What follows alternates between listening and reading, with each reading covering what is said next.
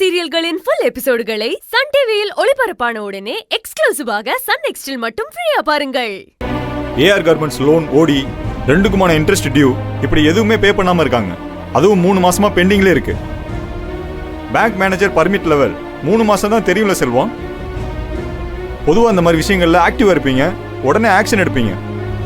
ஆனா இந்த விஷயத்துல எந்த மூவும் இருக்கிற மாதிரி தெரியலையே. இல்லை சார், நான் உங்களுக்கு மெயில் அனுப்பிச்சிட்டு தான் இருக்கேன். பதிலுக்கு அவங்களும் மெயில் அனுப்பிச்சிட்டு தான் இருக்காங்க. இந்த வீக் பார்த்துட்டு நெக்ஸ்ட் வீக் போகலான்னு தான் சார் இருந்தேன். 4th மந்த் ஸ்டார்ட் ஆயிடுச்சு செல்வம். எனக்கு என்னவோ இந்த கம்பெனியை நீங்க ரொம்ப சாஃப்டா டீல் பண்ற மாதிரி தெரியுது. உங்க ஒய்ஃப் அங்க ஒர்க் பண்றதுனாலயா? சார் என்ன சார் இப்படி பேசுறீங்க?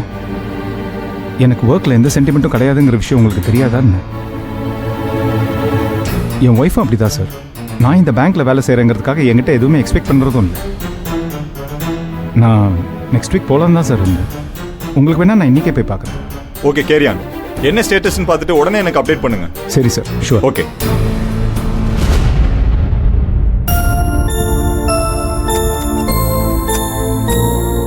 டேய், என்னவா எது கூப்பிட்டார் மேனேஜர்? அது மகா வேலை செய்கிற கம்பெனிலேருந்து லோன் வாங்கினாங்கல்ல, அதுக்கு அவங்க 3 மாசமா டியூவும் கட்டல, இன்ட்ரெஸ்ட்டும் கட்டலையா. உங்கள் ஒய்ஃப் வேலை செய்கிற கம்பெனிங்கிறதுனால ஃப்ரீயாக விட்டீங்களான்னு கேட்குறாரு. ஏன் அப்படி கேட்டாரு? தெரியல. நான் மகா வேலை செய்கிற கம்பெனி வரைக்கும் போயிட்டு வந்துடுறேன். சரியா? டேய், இதுக்காக அந்த ஓனர் கிட்ட போய் சண்டெல்லாம் போட்டு இருக்காத. டேய், நான் ஏன்டா போய் சண்டெல்லாம் போட போகிறேன்? போய் டியூவை கட்டுங்கன்னு சொல்ல போகிறேன். ஒழுங்காக டியூவை கட்டினாங்கன்னா லோன் கண்டினியூ ஆகும். கட்டலைன்னா ஆக்ஷன் எடுக்க வேண்டியது தான். சரி, பார்த்து போயிட்டு வா. சரி, வரேன்.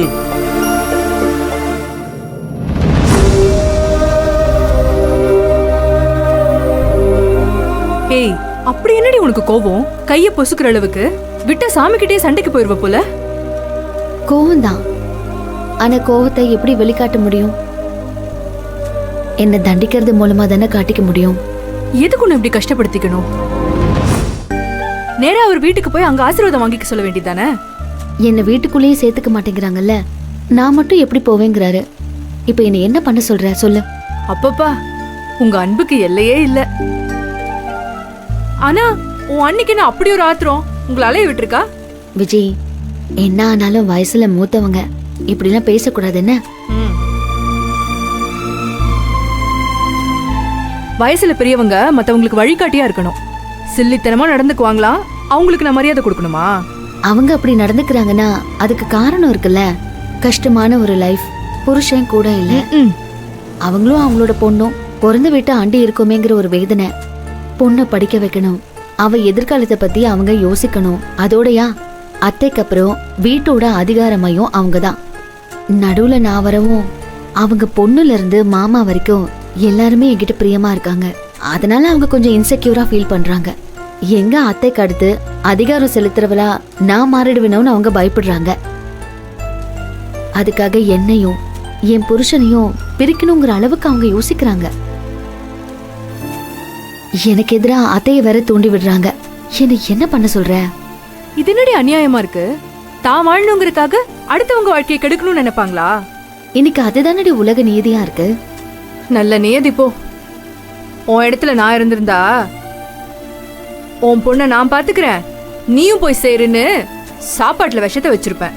ஹே, என்ன இப்படி எல்லாம் பேசுற? உன்னால முடியலன்னா சொல்லு, நான் பாத்துக்கிறேன். ஏய், சும்மா இருடி. அண்ணி என்கிட்ட சவால் விட்டுருந்தாங்க. அதுல நான் அவங்களை தோக்கடிச்சிட்டேன்னு இன்னும் என் மேல வெறுப்புல இருப்பாங்க. இதுக்கு நான் பதிலடி கொடுக்கறேன்னு எதையாவது பண்ணிடுவாங்களோன்னு எனக்கு பயமா இருக்கு. அவங்கள தனியா சந்திச்சு அப்படி எதுவும் நீங்க பண்ணிடாதீங்கன்னு நான் அவங்கள சமாதானப்படுத்தணும். இல்லைன்னா எதையாவது ஒரு காரணத்தை வச்சுக்கிட்டு என்கிட்ட சண்டைக்கு வருவாங்க. வருவாங்க. அப்படி வந்தா நீ சைலண்டா ஒதுங்கிரு. அவங்கள ஸ்டோர் ரூம்ல தள்ளி நம்ம பொண்ணுங்க எல்லாரையும் வச்சு நல்லா கும்முன்னு கும்மி எடுத்துறேன். ஹே, ஏன் இப்படி வயலண்டா பேசுற? நான் எப்படி சமாதானப்படுத்தணும்னு யோசிச்சுட்டு இருக்கேன். எது பண்ணாலும் நீயும் உன் புருஷனும் வெள்ளக்கொடி தூக்கிட்டு போயிடுறீங்கல்ல, அது அவங்களுக்கு ரொம்ப வசதியா போச்சு. எவ்வளவு அடிச்சாலும் தாங்குறாங்கன்னு திரும்ப அடிச்சுட்டே இருக்காங்க. ஒரு தடவை அடிக்க வர கைய முறிச்சு விட்டு பாரு, வாலை சுருட்டிட்டு அவங்க ஓடிடுவாங்க. இன்னைக்கு ஃபுல் ஃபார்ம்ல இருக்க போல இருக்கு. இந்நேரம் அண்ணி வந்தா அவ்வளவுதான் போல இருக்கு. வந்தா நல்லாதான் இருக்கும். இப்ப சொல்லு, நீ என்ன முடிவு எடுத்திருக்க? எனக்கு வெள்ளை கொடியே போதும்பா.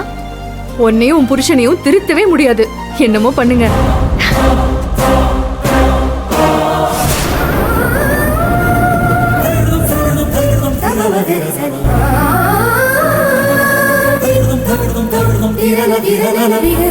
Sani